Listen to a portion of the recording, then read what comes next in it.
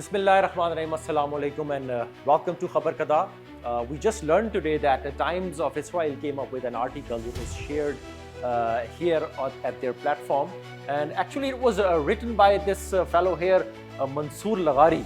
Now, according to Mansoor Laghari, this woman here who has been sentenced life imprisonment due to it was in the result of a murder trial. It says here that she is innocent and apparently she raised some questions, and that's why she actually got that sentence, which is just a blatant lie and a joke. Now let's take a look at the questions that Mansoor Laghari shared in his article here. Now, according to him, her activism has been peaceful. Now, her activism has been peaceful. That's one of the most ridiculous things you can ever think of, because peaceful is a whole different ball game. She's actually supporting the terrorist group BLA by actually raising the human rights activist activities, fake ones in Balochistan, and portraying that the terrorists who are actually involved in terrorist activities, they are missing. They are not missing persons. They're actually getting trained in the camps, and they are actually destroying the peace in Pakistan. Now, let's look at the other concern that he shared here. It says that her demands have been simple. What nonsense? What demands are we talking about here? Those demands are simple. She thinks that she can actually play this game. She'll wear a mask of human rights activist, and then she'll actually create a chaos in Balochistan. Now, the people that she's been portraying, they're missing. They're actually terrorists. Just like Bilal Shawani, who was involved in one of the major terrorist attacks in Balochistan, in the Jafar Express. Too many innocent people were actually killed there. And next thing we found out that Bilal Shawani was on the list of missing people. Also, it says that who's responsible? Simply, you are responsible, ma'am. You are responsible because you are the one who actually in contact with all these terrorists, and you are trying to safeguard them. You are the one who actually went to the Jafar Express incident and other places, and you actually tried to pull the dead bodies of the terrorists from there so they can be portrayed as martyrs. Next, she's actually asking about where is justice? Well, guess what? Justice has been prevailed. How? Because you are a murderer.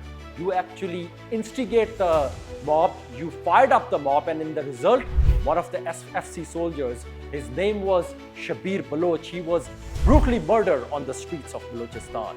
He was stoned till death. What a shame. Well, the cat is officially out of the bag. Look at your screens right now. Look at this.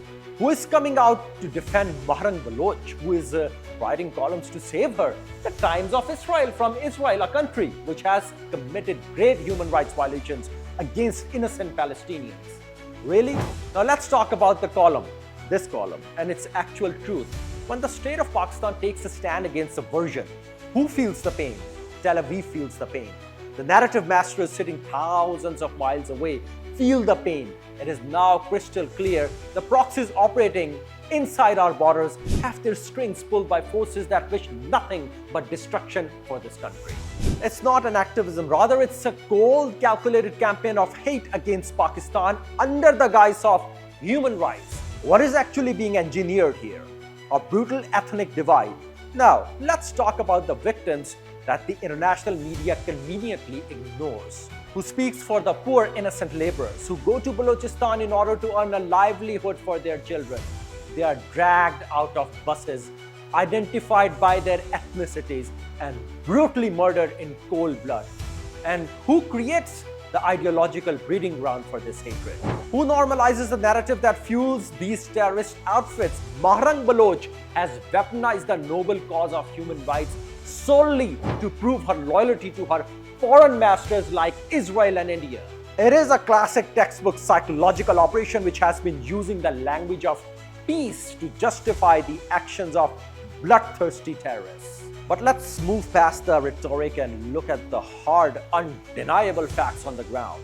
When the banned Baloch Liberation Army, also known as BLA, carries out a cowardly attack on a Jafar Express, killing innocent civilians, what happens to BYC and her so-called human rights campaign? In an act of utter defiance against the state, she actively steps in to snatch the bodies of dead BLA terrorists. Why? Well, the simple answer is to turn neutralized terrorists into martyrs. That's why, to shield them from the law even after they have shed innocent blood. This isn't the behavior of a peaceful so-called doctor. It's a direct facilitation of a terrorist proxy network. And it doesn't stop here. Let us never forget the blood of our martyrs. When an angry, instigated mob attacked and took the life of Shabbir Baloch, a brave soldier of the Frontier Corps, she fired up the mob and gave the speech that put a target on a soldier's back. The instigation came from the very top of this so-called peaceful movement.